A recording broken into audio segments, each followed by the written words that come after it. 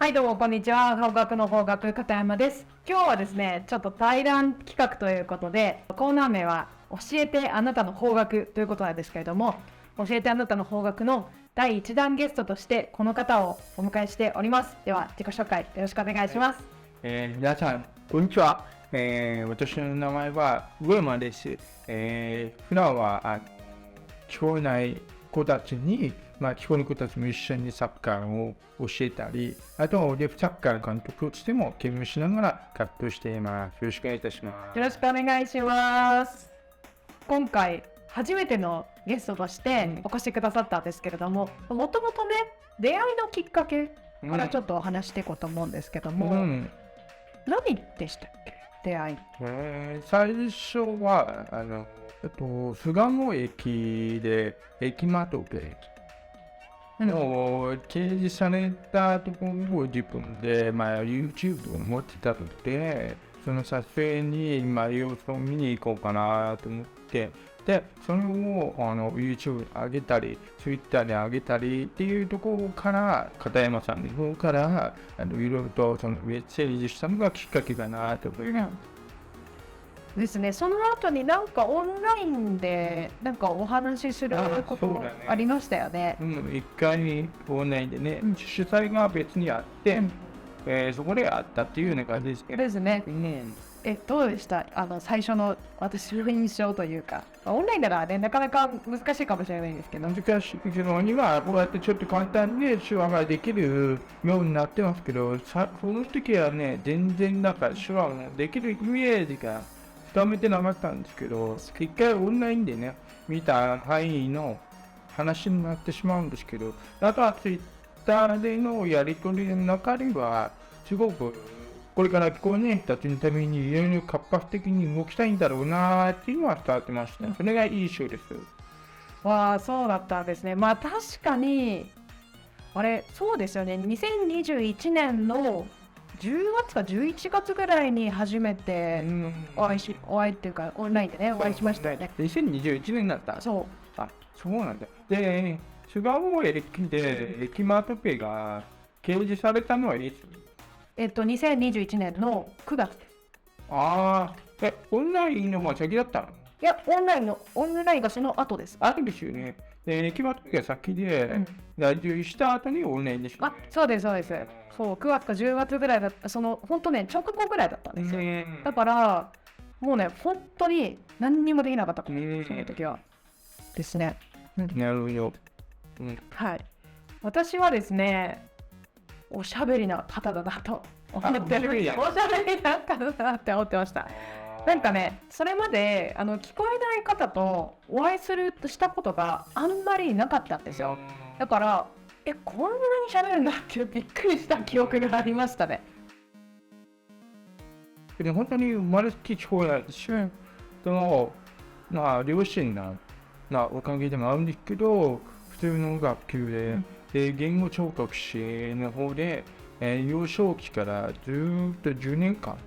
で言語訓練をしてきたので、日本語を喋れるようになりなさいって育てられた。でも耳は変わることできない。だからすごく大人になってから聞こえないのに喋ることに対するこれが正しいのかなっていう葛藤はありまして。なるほど。でもやっぱ YouTube とかいう自分のことをもっと聞こえない人たちっていろんな人がいるんだっていうのを発信するためにも自分みたいな人が出してもいいかなと思って、なんかオープンになったのも時間かかりましたね。本当にね、聞こえない人って本当様々いらっしゃいますからね。なんかすごく上間さんみたいにめちゃくちゃおしゃべりな方もいらっしゃいますし、手話でおしゃべりな方もいらっしゃるし。そう、手話でね、スムーズに喋る人の方がいいって、僕も普段声出さないで手話で出すだけっていうのもあります。ちなみになんですけど、上間さんは手話オンリーの時でもおしゃべりなんですか？今40なんですけど、20代の時は本当に話が長いって言われててな。でも最近はこうキャッチボールができるように、最近じゃないけども30過ぎてからおとなしくなったかなって思うぐらい20代が本当うるさかった。そうなんだ。うん。うるさい。うるさいって言ってましたね。そうなんだ。でも昔からですね。もう子供の時からこんな感じなんですか。そうだな。でも子供の時から両親はもうおしゃべりやって言ってました。あ、そうなんです。そんなのかもしれない。へえ。でもなんかそのおしゃべりというか、コミュニケーション力が、今のお仕事にもきっとつながってると思うんですけれども、なんかお仕事って今どんなことされてるかともう少し詳しくお伺いしてもいいですか。大きく2つあります。で、まず1つ目に今品川で活動しているサインフットボール品川でスクール活動をしてます。これは毎週日曜日にやって、で、年に2回、3回ぐらいキャンプやったり、で、夏休みには平日もやったり、いろいろあるんですけど、それを幼稚部から高校3年生まで、今は50年ぐらいの校内校の子供たち合わさって人数なんですけど、指導をしているのがまず一つね。で、2つ目が、デフサッカー、1年に5、6回ぐらいで、今後国際大会もいろいろありますけれども、監督として指導しているっていうのが主な仕事になります。50人も。今、50人に増えましたね。立ち上げて7年。7年。7年目なんですけど、最初の初年度は、7年前は本当に5人から始まりました。5人から、すごい。本当に仕事にはなれなかったんですけど、やっぱりこういう子たちがいる、大切にしなきゃいけない、サッカー好きな子たちを少なくてでもそういう機会を、環境、場所を提供するだけでも、ここにからね、やりたいっていう人が出てくるかもしれないっていうのは見えない状況だったけれども、やってみないとわからない。お金のためっていうよりかは、環境を子供たち自分が経験してるんですよね。サークルところしながらって自分がきっかけだったんですよ。子供の時にやっぱり聞こえない。で、聞こえる指導者が教わる。何言っていいかわからない。で、言うとやっぱりさっき言ったコミュニケーション面で手話だったり、ジェスチャーだったり、いろいろある中で、こういう指導者がいてもいいんじゃないかなと思って、自分からやり始めようって思ったんですね。それはどういうタイミングで始めようって思ったんですか。そうですね、その立ち上げの前は実はサラリーマンだったんですね。33ぐらいかな。で、その時に、本当にサラリーマンって言ってもスポーツの会社で、サッカーコーチ、教育スクールの方の指導もやりつつ、サッカー運営の関係の事務的なこともやってたんですね。でも、それをやって、ノウハウが身についてきた頃に、自分のやりたいことって何って考えた時が、34の時に、このサメフットボールしながら立ち上げてみようかっていう決意でしたね。で、会社辞めました。それでもちょっと結構大きな一歩踏み出すきっかけがないと前に進めないと思うんですけど、それももうやめちゃおうみたいな感じだ、ちょっとためらっちゃうとタイミングなくすだろうなと思って、もう本当にやるんだったらやっぱ上司に自分の言葉で伝えてみて、そっから自分で言っちゃったってことは、もうやらなきゃいけないねって自分の中でスイッチが入るよね。なるほど、もうじゃあ自分の、お尻に火をつけてじゃないですけど、そんな感じで。そうですね。そうだったんですね。いやでそこから今7年やってるって、7年になります。7年目になります。すごい。でも毎週やってるって私知らなかったですね。毎週日曜日必ずやってまして、雨でもやりますし。雨でも。大雨警報ではない限りはやるんですけど、やっぱり週1だけしか集まらない。またやっぱり農学校一つだけじゃない。いろんな学校が集まるんですよ。そうするとみんな子供たちってやっぱ手話って似てるようで違う。例えば学校はこういう雰囲気に出している。この学校はこういう雰囲気に出している。でもお互いずれる。じゃあ、お互い会う機会も大切だよね。だからサッカーを教えるだけじゃなくて、チームスポーツとして、やっぱり、どのスポーツでも同じようにコミュニケーションが成り立たないと、チームとしてまとまらないよね。ような話もね、ここの中ではあったので、週1は必ずやろうかっていう流れです。なるほど。で、その週1の他にも、キャンプしたりとか、そうですね。合宿したりとかそうですね。6月とか8月とか、あとは春休みとかっていう感じです。これがぼちぼち戻していこうかなっていうタイミングです。コロナもね、ありましたしね。そうです。コロナの間は結構大変だったじゃないですか。地図的には1年じゃないけども、半年ぐらいはもうスクール活動を休止して、そこからコロナ対策をどうしようかっていう対策内容を固めてから2021年ぐらいかな。2020年にちょっと休止だったんです。2021年にぼちぼち戻していきつつ、本当にだからマスクしてると子供たちに口の形もわからない。手話は分かってても口の形を見たいっていう子供たちもいる。で、私も子供たちの様子も見れるようになりたい。で、コーチはフェイスガード、マウスガードをしながらやってましたね。で、今はようやく外して、で、外なんてもうずっと外に活動したんで、外っていう良さもあれば、みんなの顔がね、見える状態でやれる環境をするためにもやってたっていう感じですかね。なるほど。その集まっている子どもたちの中には、聞こえる子どもも聞こえない子どももどちらもいる感じなんですか？います。いるんですか？そうですね。聞こえる子たちは割合的に言うと9対1ぐらいの割合。へみんな聞こえない人たちの方が多いけれども、聞こえる人たちももちろん大歓迎。ただ聞こえない子たちの中に聞こえる子が入るってすごく勇気。逆に聞こえる子たちのサッカークラブの中に聞こえない人が行くだけでも勇気。だからお互いそういった環境、世界が違うだけでも、見方が変わってても、同じ人間としてね、こういう人がいるっていうのをお互い分かち合う場所としても大切かなと思っては。そういう環境って子供の時にそういう環境に立たされると、なんかすごくその後の成長になんか影響が出るような、いい影響を及ぼすような、そんな気がしますね。それがすごく大事なポイントになると思う。株式会社フォーガクって主に会社さんとお仕事したりとか B2B のお仕事が多いので、子供と仕事をしたりとかする機会ってなかなかないんですよ。その子供と接する上で何か気をつけてることとか、こんなことはちょっと絶対に自分の中でこういうことを大事にしてるとか、もしあれば教えていただきたいんですけど。子供ですか？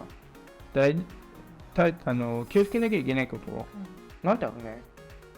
あんま意識してないですか？あんまり意識してない。実はなんか大人も子供も同じかなっていうふうに思ってて、でも子供たち可愛いってなんか大人みたいに気を使うことはないかなっていうのはあるけどね。だから子供だからこそ許せる範囲もあるだろうし、ぶつかり合うこともありますし、だから喧嘩もありますし、だからそれが自分の中でも子供たちとコミュニケーションを取るだけで自分が発信しなきゃいけないなって思う時はあるんですよ。だから今の子供たちってすごく賢い。だからそこを話してても、自分が間違ってるんだなって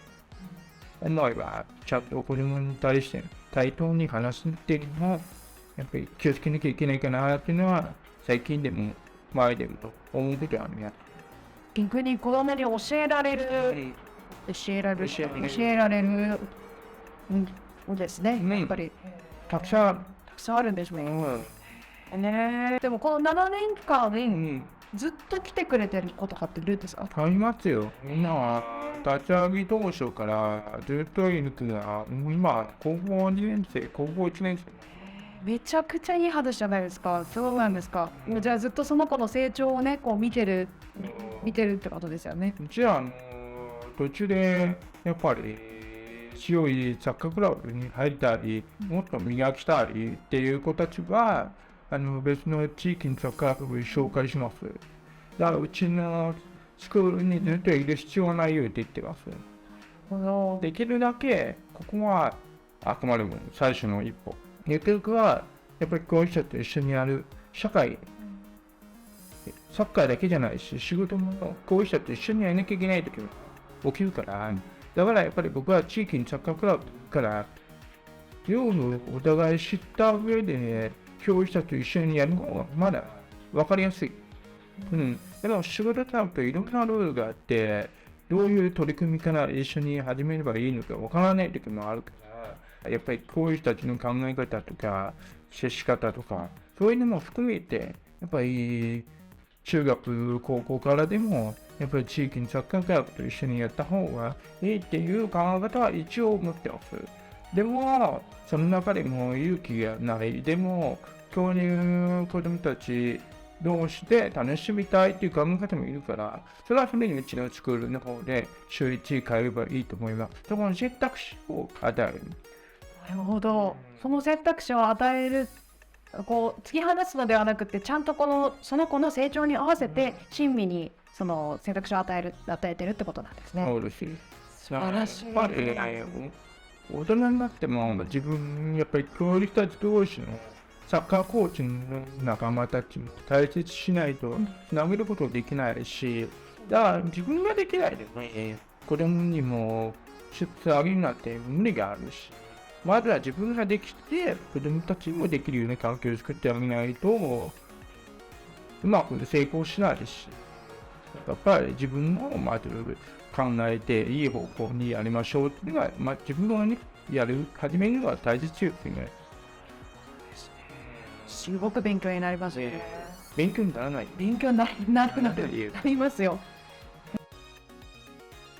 なんかさらにちょっと深掘っていきたいんですけど、その上山さんがこう考えるスポーツとコミュニケーションの親和性って何かこう考えることってありますか？スポーツと、コミュニケーション。やはりこう聞こえない子供を中心とした子供たちに教えるっていうところの観点で見ると、やっぱり他の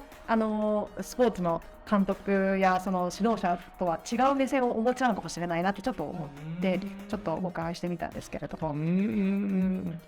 僕やっぱり教師たちと一緒に今までサッカークラブでずっとやれたんですけど、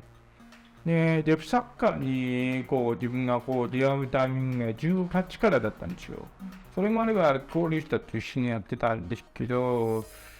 そこの教師たちとのコミュニケーションと教師たちのコミュニケーションって別物だなと思ってて。でも、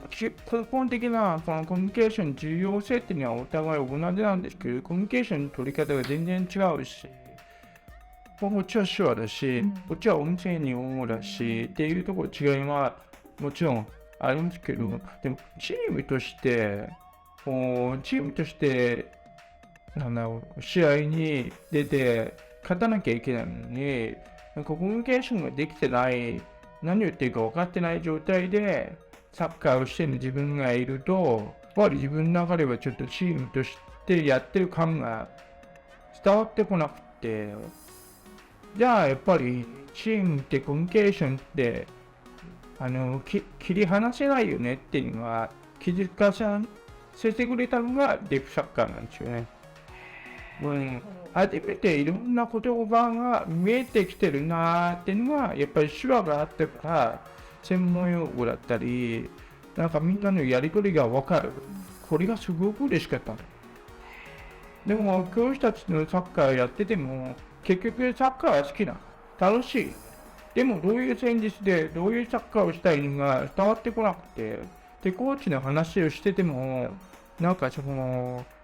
んていうかわからないまんまうなずいてる自分がいる。もどかしいっていうのは、やっぱりスポーツとコミュニケーションって僕の中では自分が本当にコミュニケーションが取りやすい環境、場所を求めに行かないと、やっぱりスポーツを楽しむこともできないし、コミュニケーションを楽しむことができないかなっていうのが、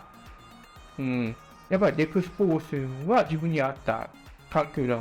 だなっていうのはありますよね。そういう環境を子どもたちに提供してるのがそうおさってことなんです。そういうことですね。やっぱこれ経験しないとさ、サイクトボールしながらもさ、立ち上げると思わない。ですよね。うんすごい。なるほど。すごくいい話聞けました。経験ね、失敗をしてきてるから、インパクト残るんだよね。この残っちゃうから、子供たちにも同じ影響を与えたいと思わないしね。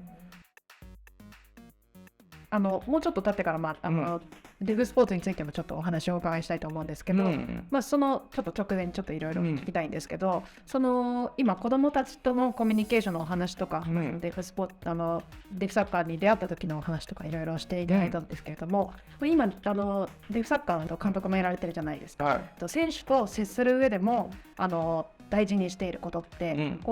意外と子どもと接することとそんなに変わらないのか、それとも代表と接する時はちょっと注意しているとかって何かあったりしま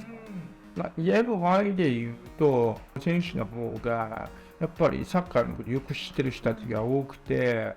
でやっぱり対等に話せる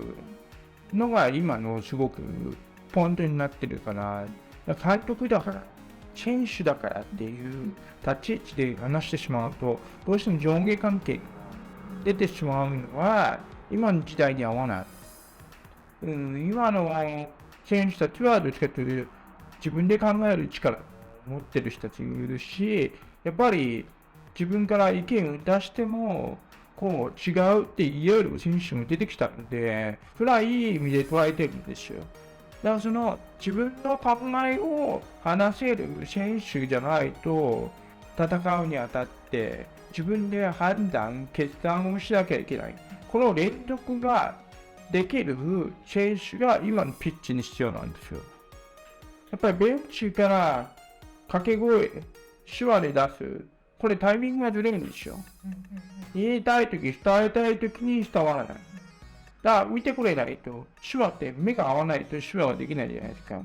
だから自分で出せるところは出すけども、結局修正をしなきゃいけない。何かを修正する場面が起きたときに判断、決断というのは選手。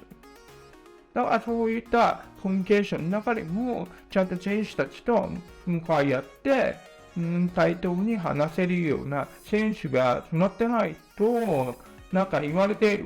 分かりました、この通りでやりますっていう選手は多分これからの時代には強くならないかなと思ってます。お互いがやはり監督も、選手も自分を持つことが大事ということですかね。そうですね、すごくこちらは勉強になりました。私も自分の考えを押し付けちゃうと、あくまでも自分のエゴになっちゃうかなって、いい英語もありますけど、やっぱ自分の考えと選手たちの考えがやっぱりずれることはよくあることなんで、そのずれることをどうやって修正して話せようか。で、話すタイミングはいつかなっていうのをちゃんと考えなきゃいけない。だから子供たちとはちょっと違って、そのタイミングだったり、言葉をかける内容だったり、どういう言葉がポジティブなのかなとか、そういうのは結構深みはちょっと違ってくるかなと思います。私ももう小さい会社の、代表としてやってるので、もう本当指導者のパイセンとしてちょっと今聞いてたんですけれども、もうね、なんかなるほどって思うことがめちゃくちゃありますね。なんかやっぱりそのエゴを今押し付けてるのかなって思う部分もなんかやっぱりあったりするんですよ。そのどこまでこれ言っていいんだろうとか、どこまで私の意見って反映してもらった方がいいんだろうとか、でも彼らにもきっといいところがきっとあって、そこを生かしきれてないんじゃないかっていう不安とかもあったりとかして、でもそれ生かしすぎるとまたそれはそれでなんかちょっと放棄してるような気がするし、がちょっとね難しいところだなっていつも思いながら。難しいところ、いいコミュニケーションってすごく楽しいところもあれば、難しい問題にぶつかった時に本当にいくつも重ねてコミュニケーションを取っていかないと信頼関係が崩れちゃうんで、信頼関係がちゃんと保てるようにちゃんと気にかけられる、まあ、リーダーが必要だと思います。